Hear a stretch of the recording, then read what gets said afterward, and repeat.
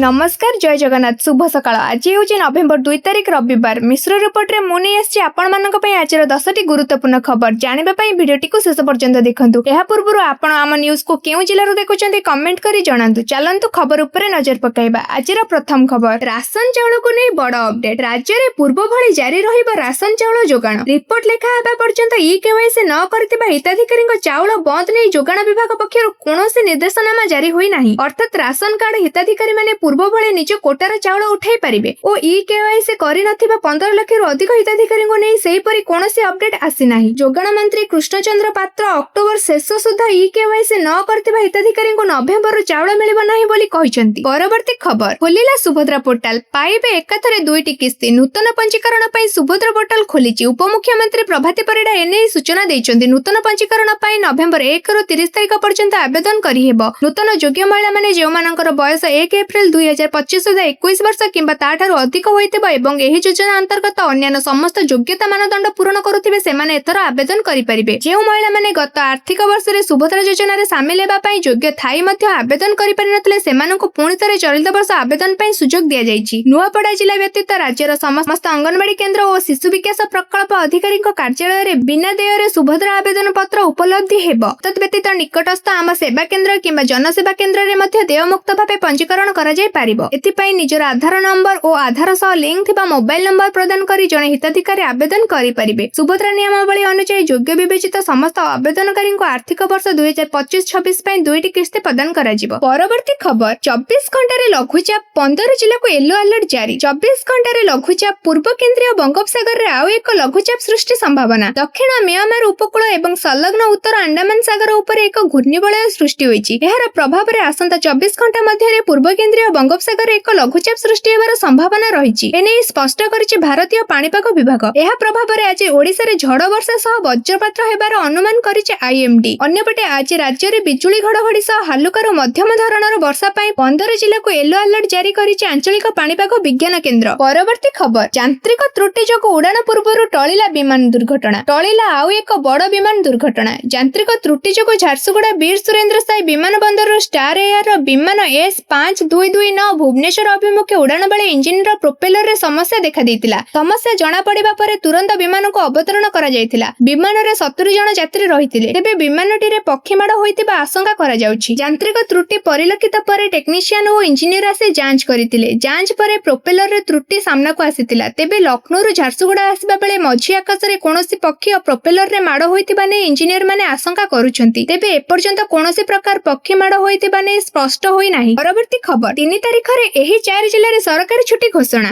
आसंता 3 तारिख रे दक्षिण ओडिसा रे 4 जिल्ला रे सरकारी छुट्टी घोषणा करा जायछि। गंजाम गजपति नवरंगपुर मालकानगिरी रे सरकारी छुट्टी घोषणा करछन्ते आरडीसी। कंधामाल जिल्ला रो बालीगुड़ा उपखंड रे भी सरकारी छुट्टी घोषणा करा जायछि। कार्तिक मास शेष सोमवार पई स्थानीय छुट्टी घोषणा करछन्ते आरडीसी। परवर्ती खबर दलाल मुक्त हेबा तहसील ऑफिस। जमी को मन इच्छा दलाल बारंबार बिक्री करि परिबे नाही कहिले राजस्व मंत्री। दलाल मुक्त हेबा तहसील ऑफिस। गोटे जमी को मन इच्छा दलाल बारंबार बिक्री करि परिबे नाही। लोकन को उन्नत मानर राजस्व सेवा जोगाइबा को एहा कहिसन्ते राजस्व मंत्री सुरेश पुजारी। राजस्व सेवा हाथ पाहांतारे पहुंचेबा को राज्य सरकार बड़ पदक्षेप नेइछन्ती। तेहीपरि सब किछि एणिके ऑनलाइन रे हेबो। नगद टंका कारोबार हटियो बोली से कहिसन्ती। आज ठारु सहज हेउछि जमी जमा पंजीकरण और किणाबिका। घरे बसे ऑनलाइन रे हेबा स्लॉट बुक। लोक सेवा भवन रे राज्यर 44 तहसील रे नूतन उपनिबंधन कार्यालय उद्घाटन करिसन्ते मुख्यमंत्री मोहन माझी। प्रथम पर्याय रे 44 तहसील रे सब रजिस्ट्रेशन कार्यालय आरंभ होईछि। बाकी थिबा अन्य तहसील गुडी करे मध्ये आसंता डिसेंबर सुधा एही सेवा उपलब्ध हेबो।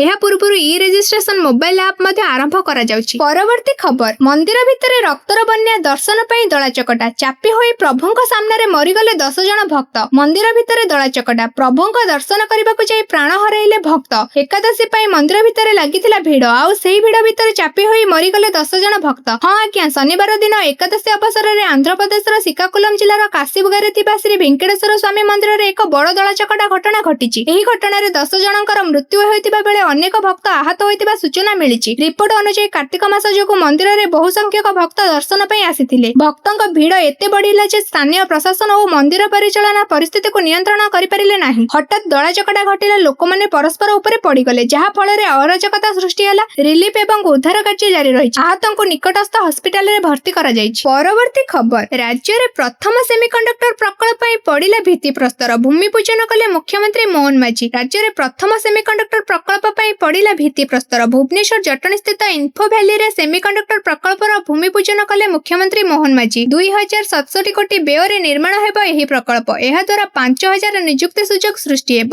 କାର୍ଯ୍ୟକ୍ରମରେ ଭିସିରେ ଯୋଗଦେଇ କେନ୍ଦ୍ର ଆଇଟି ମନ୍ତ୍ରୀ ଅଶ୍ୱିନୀ ବୈଷ୍ଣବ କହିଛନ୍ତି, ସରକାରଙ୍କ ସ୍ୱପ୍ନ ଥିଲା ଉନ୍ନତ ମାନର ଶିଳ୍ପ ଓଡ଼ିଶାକୁ ଆସୁ। ଏହା ସଫଳ ହୋଇଛି। ଆଗାମୀ ବର୍ଷରେ ସେମିକଣ୍ଡକ୍ଟର କ୍ଷେତ୍ରରେ ବହୁ ସୁଯୋଗ ରହିଛି। ଭୁବନେଶ୍ୱର ଆଇଆଇଟିରେ ନିଜ ଏମ୍ପି ଲ୍ୟାଡ୍ରେ ସେମିକଣ୍ଡକ୍ଟର ଲ୍ୟାବ୍ ପ୍ରତିଷ୍ଠା କରାଯାଇଥିବା ସେ ସୂଚନା ଦେଇଛନ୍ତି। ଏହି ପ୍ରକଳ୍ପ ପାଇଁ ପ୍ରଧାନମନ୍ତ୍ରୀ ଓ ଆଇଟି ମନ୍ତ୍ରୀ ଅଶ୍ୱିନୀ ବୈଷ୍ଣବଙ୍କୁ ଧନ୍ୟବାଦ ଜଣାଇଛନ୍ତି ମୁଖ୍ୟମନ୍ତ୍ରୀ। ଏହି ପ୍ରକଳ୍ପ ପାଇଁ ରାଜ୍ୟ ସରକାର 23 ଏକର ଜମି ଯୋଗାଇ ଦେଇଛନ୍ତି। ପରବର୍ତ୍ତୀ ଖବର, ଜମି ଗଲା, ଚାକିରି ବି ଗଲା, ବନ୍ଦ ହୋଇଗଲା ମେସ୍କୋ ଷ୍ଟିଲ୍ ପ୍ଲାଣ୍ଟ। ଜରାଜୀର୍ଣ୍ଣ ଅବସ୍ଥାରେ ଯାଜପୁର ଜିଲ୍ଲା କଳିଙ୍ଗନଗର ଶିଳ୍ପାଞ୍ଚଳ ସ୍ଥାପିତ ମେସ୍କୋ ଷ୍ଟିଲ୍ ପ୍ଲାଣ୍ଟ। ବିଜୁବାବୁଙ୍କ ଅମଳରେ ଆରମ୍ଭ ହୋଇଥିବା ଏହି କାରଖାନା 6 ବର୍ଷ ହେଲାଣି ବନ୍ଦ ହୋଇ ପଡ଼ିଛି। ଦୁର୍ଦ୍ଦିନରେ ଦିନ କାଟୁଛନ୍ତି କାରଖାନାରେ କାର୍ଯ୍ୟରତ ଅଧିକାରୀ ଓ କର୍ମଚାରୀ। କାରଖାନାକୁ ପୁନର୍ବାର ଚାଲୁ କରିବା ପାଇଁ ବାରମ୍ବାର ଦାବି ପରେ ବି ଏହାକୁ କାର୍ଯ୍ୟକ୍ଷମ କରିବାର ନାଁ ଧରୁନାହାନ୍ତି କମ୍ପାନୀ କର୍ତ୍ତୃପକ୍ଷ। ମେସ୍କୋ ଷ୍ଟିଲ୍ ପ୍ଲାଣ୍ଟ ରାଜ୍ୟର ଦ୍ୱିତୀୟ ଓ କଳିଙ୍ଗନଗରର ପ୍ରଥମ କାରଖାନା। ଲକ୍ଷ୍ୟ ଥିଲା କାରଖାନା ସ୍ଥାପନ ହେବ, ବେକାରୀ ସମସ୍ୟା ଦୂର ହେବ, ଅଞ୍ଚଳ ତଥା ରାଜ୍ୟର ବିକାଶ ହେବ। ମାତ୍ର ଏବେ ଓଲଟା ପରିସ୍ଥିତି। କାରଖାନା କ୍ଷତିରେ ଥିବା ଦର୍ଶାଇ 6 ବର୍ଷ ହେବ ବନ୍ଦ କରିଛନ୍ତି କର୍ତ୍ତୃପକ୍ଷ। କାରଖାନା ପରିସର ବର୍ତ୍ତମାନ ଏକ ଜଙ୍ଗଲର ଭ୍ରମ ସୃଷ୍ଟି କରୁଛି। କୋଟି କୋଟି ଟଙ୍କାର ଯନ୍ତ୍ରାଂଶ ଉପରେ ଗଛଲତା ମାଡ଼ିଗଲାଣି। ବିସ୍ଥାପିତ ପରିବାର ଓ କର୍ମଚାରୀ ବି ଚିନ୍ତାରେ। ପରବର୍ତ୍ତୀ ଖବର, ସାବଧାନ,